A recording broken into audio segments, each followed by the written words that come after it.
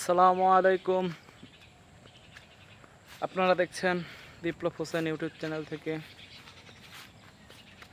Verified YouTube channel. আমি বিপ্লব।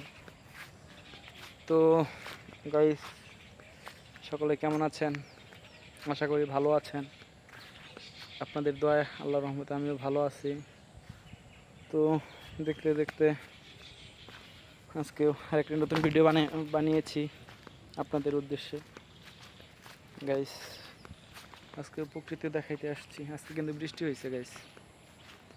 তো সকলে আমার ভিডিওটি উদযাপন করেন। আসলে এই প্রাকৃতিক জায়গাটা আসলে খুবই সুন্দর। আমি আসছি সন্ধ্যার টাইমে। আশেপাশে কেউ নাই, নির্জন, খুবই নির্জন একটি জায়গা গাইস। তো আপনারা ভিডিওটি কন্টিনিউ করবেন। আমার কিন্তু ভয় লাগতেছে গাইস, সত্যি অনেক ভয় লাগতেছে। আজানও দিতেছে। তো গাইস, কি বলবো, আসলে ভয়ের কথা, আমার আসলে শরীর কাঁপতেছে। তো গাইস, ভয়কে জয় করে আপনাদের জন্য ভিডিও বানাইতে হবে গাইস। খুবই সুন্দর একটি জায়গা।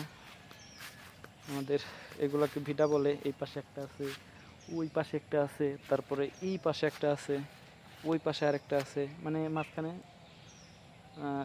কৃষি জমির মাঠ, তারপরে একটু একটু দূরে দূরে আর কি অনেকগুলা আমাদের এখানে ভিটা আছে গাইস। তো সবগুলাই মনে হয় আস্তে আস্তে দেখাইছি, আপনারাও দেখছেন। তো আরও অনেকগুলা ভিটা আছে, তো দেখাবো। প্রাকৃতিক পরিবেশ সব খুবই সুন্দর, চমৎকার।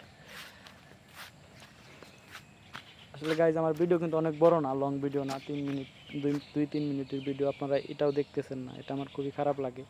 আপনারা ভিডিও আসলে এটা আপনারা দেখেন না। দেখেন ভিডিওতে কী বানাই, আপনাদের উদ্দেশ্যে কি বলি, তো আপনারা কমেন্টেও কোনো কিছু বলেন না। এটা খুবই খারাপ লাগে গাইজ। তো আপনারা বলবেন, বেশি বেশি কমেন্ট করবেন গাইজ। এইখানে কিন্তু অনেক বড় একটা আম গাছ ছিল। আম গাছটা কিন্তু কেটে ফেলা হয়েছে, দেখতেই পাচ্ছেন। বিশাল বড় আম গাছ ছিল। আর এই আম গাছে এই আপনার মাছি, মানে মৌমাছি আছে, ওই মৌমাছি ছিল।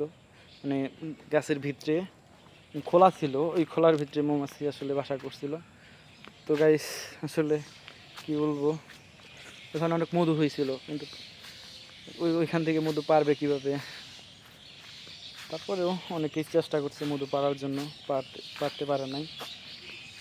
তো গাইস, এই পাশে প্রকৃতি খুবই সুন্দর, গাছ চমৎকার।